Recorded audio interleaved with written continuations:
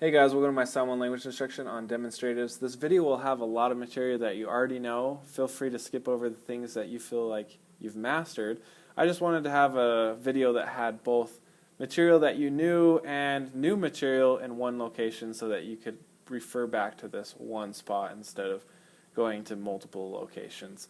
So demonstratives, they're words like this, that, these, those. Those are what demonstratives are. Those are some examples.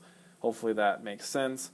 One thing to note in Samoan is that if I take away the lay in the demonstratives, then that makes it plural. So you'll see in this left-hand column right here that all of these start with a lay.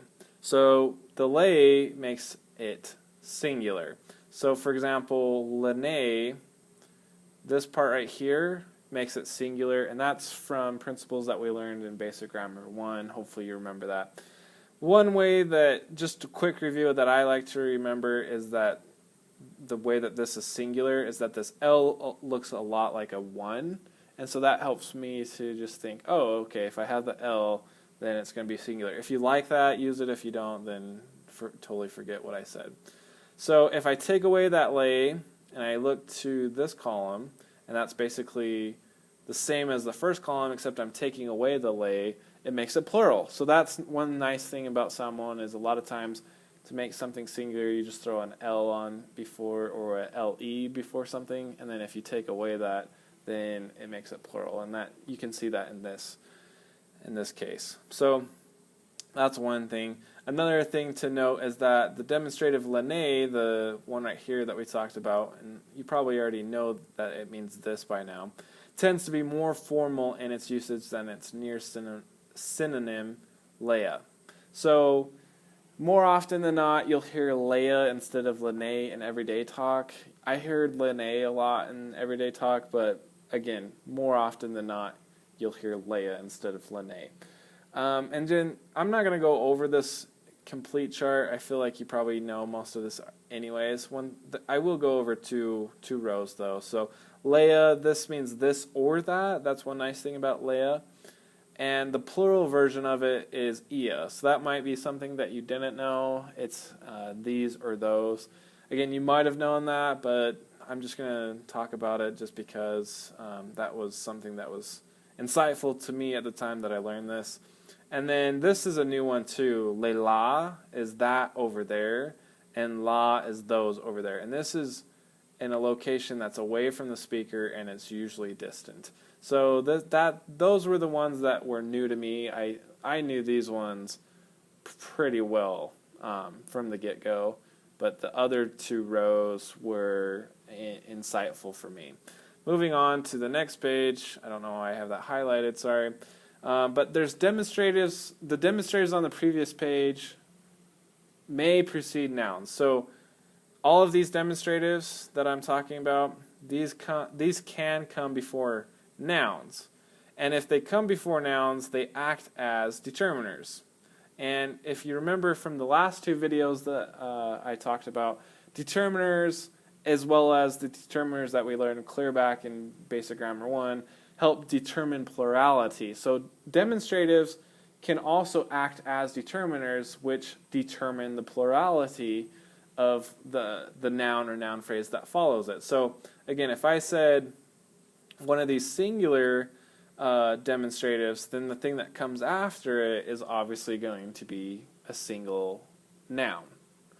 And if I said one of the plural, like if I said nay, if I said these shoes, I'm talking about a plural amount of a noun phrase as well. So demonstratives, again, can act as determiners if they come before nouns or noun phrases. The additional thing that demonstratives can do is they can also follow the nouns. Okay, so that's one thing that determiners can't do by themselves. So that's one thing that's different about demonstratives and determiners. Demonstratives can act as determiners when they come before nouns, and then they can also come after nouns. And so when they come after nouns, one thing is if there is an adjective that's present, I think I said present. It sounded like I said president for a second. Hopefully I didn't. Anyways, If an adjective is present in the sentence, then the demonstrative, if it follows the noun, will come after the adjective. If there's no adjective in the sentence, then the demonstrative, if it follows the noun, will come directly after the noun or noun phrase. So hopefully that makes sense. Hopefully I didn't confuse you too much there. Here, this table right here is multiple ways to say the same thing. I like this book. This is the way that I would normally translate it, is Ote fia fia I lene tusi. Whereas the demonstrative in this case is lene, and lene here is coming before the noun phrase, which is tusi. Tusi is acting as my noun, and because the demonstrative comes before the noun, it's acting as a determiner, and it also determines the plurality. So that's one thing to note there. If I wanted to, I could also use the demonstrative after the noun. So if I wanted to say, I like this book, it sounds the exact same in English. I could say it a different way in Samoan, where I would say, Ote fia fia e le tusi lene, where the noun tusi comes before, and I'm sorry that I took away the L, comes before the demonstrative, lene. So again, demonstratives can come before nouns, and if they do, they act as they act as determiners. And they can also come after the noun or noun phrase, and it's just an additional feature of the demonstrative. But in this case, I had to throw on an additional determiner, lay, before this example. Do you see that? So if I don't use the if I don't use the demonstrative as the determiner, I'm going to have to use some determiner before the noun phrase anyways. And that's why I like this first version right here, is you minimize the amount of words that you have to use. And that's just something that I like. But you'll hear this second phrase a lot as well. You'll hear things like this in Samoan all the time, where they'll use a determiner like lay, and then they'll use a noun like tusi, and then they'll use a demonstrative like lene. So that's one thing just to keep an eye out for. I like this little book. In this case, I am saying the same sentence pretty much, but this case has an adjective, okay? And so, Ote fia fia I lene tusi laititi. And in this case, I'm using the demonstrative that comes before the noun phrase in this case, because it has an adjective. And so I have, and this is acting as the demonstrative. So lene comes before the noun, and then I have my noun, and then my adjective comes right there. Okay, and I think I'm going to circle the noun phrase, the noun and the adjective, and then I'm going to underline the demonstrative. So that's the way that I like, is this way, where you can use the demonstrative to act as the determiner. And why am I taking so long to circle this? I have no idea, sorry.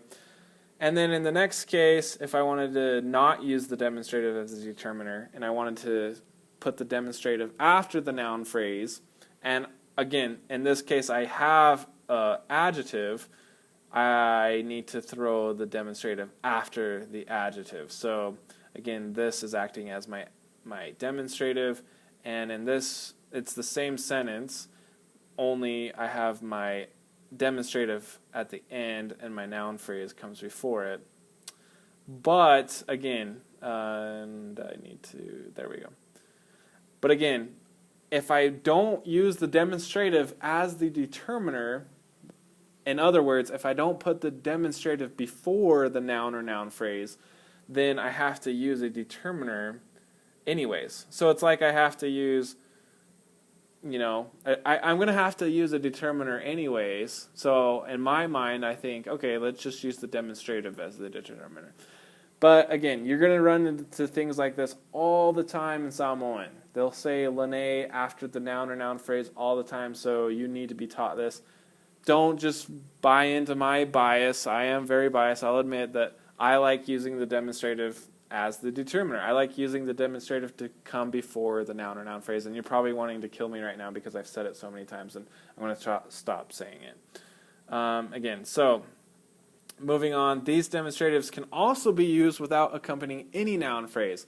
So if if they don't accompany any noun phrase, then that means they kind of take the place of the noun, or they replace the noun or noun phrase. They kind of act as the noun or noun phrase in a way. And these are some examples of that. So this is it. O lene ia. Okay. That one's bad. The one is implied here. E leanga lena. Who is that over there? O ai le la. And this is a good, I like this sentence. What about this? Or is this it? Alea. I don't know why, but I just love that phrase. Alea. And then, in addition to those demonstratives, there's geographical or regional variation. So you'll hear certain demonstratives said in some parts of Samoa that aren't said in others.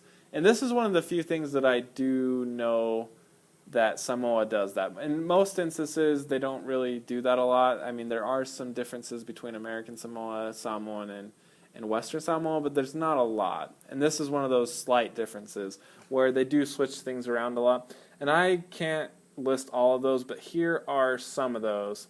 And for the most part, you should be able to figure out the other ones, especially if you go there and you live there, or if you're just visiting, you'll probably won't even run into it that much, and you can just ask someone. But here for the most part is other ones. The ones that I did hear a lot, and I don't even know if this is geographically or regional varied, is lale and lai. Those ones I heard all the time, so I would know those two for sure.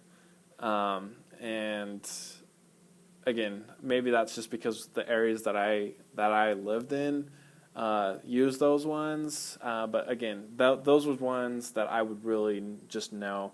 I actually heard those ones more than this one right here, le la and la. I probably heard lale and lai more than these two. So it would probably be useful to memorize those. Okay, moving on. While many Samoans use these demonstratives as determiners, some will only place them after some noun. So again, here's the reason why don't just fall into my bias where I use demonstratives before the noun or noun phrase and thereby using it as a determiner as well. Because some Samoans only use the demonstratives after the nouns. So they like using the determiner, the noun and noun phrase, and then the demonstrative. So that's why you need to know both. And again, I say demonstratives after the noun or noun phrase all the time. It's just most cases I use the demonstrative before and thereby using it as the demonstrative. Or sorry, the determiner. But again, you can't fall into that bias like I am. And here's why. Because of things like that. So here's some examples. I'm going to let you go over those on your own. And because of time, I'm just trying to save on time. Again, here's a review. I'm going to let you pause the video and just kind of look over those on your own. And we'll move on. So here's some practice sentences. I wish that you would pause the video and try to translate these from English to Samoan and vice versa, and hopefully you do that, and because that's the only way you do learn. If you're only letting me spoon feed you this material and not taking the time to try to translate it itself, it's not going to be as effective. Okay, so here's the answers. Hopefully you got something similar to what I did. If you got everything the same except your demonstrative is a little different, like I gave you lena or lenale in this example, but if you switch the demonstrative just a little bit, if you didn't put na, you use one of the geographical variations, like over here, you could, instead of na, you could have, in that case, you would want to just do na. So I gave you a bad example. But if you did la, you could switch it with lie. Okay, so la and lie are equivalent. So that's totally fine, and I probably would say au mai mea lai or la. They're both really used probably equally. So again, here's the answers. Hopefully you got something similar to that. And just a quick review. So there were some sentences where let's see. Let me just look this up real quick. So Let's see. I think in my example sentences, I said something like, sorry, I remember why I put that in there. So if you might have been wondering like why I said I like this book is Ote Fia Fia Ilene Tusi. And essentially what that means is I like to this book. Fia Fia, and what I'm basically saying is why am I adding these I's right here? Why am I throwing in these prepositions in here? And the reason why is because in Samoan, there are some cases where some verbs are transitive in English, but they're intransitive in Samoan. So, again, if you don't remember the difference between these two, then you need to go back to my chapter 2, transitive versus intransitive. Basically, transitive accepts or receives the action from a verb. So it's basically transitive verbs have an object, and intransitive verbs don't. So like the batter hit the ball, hit is the verb, and hit transfers that action to the ball. The ball is receiving the action. But I rode the horse, rode is the verb, nothing's really receiving the riding. I'm riding the horse, but I'm not receiving the action of riding, if that makes sense. So hopefully that's a good example. So that goes back and forth between Samoan and English very well, except for these instances. So I like is one of those where it's transitive in English, but it's intransitive in Samoan. So since it's intransitive in Samoan, it needs a preposition after it, and so that's why I needed to throw on an I or an E afterwards. Ote fia fia. In English, it's transitive because I like this book, okay? But in Samoan, it's intransitive, and so it needs that preposition that comes right after it. Hopefully that helps, and until next time, guys, tofa soifua.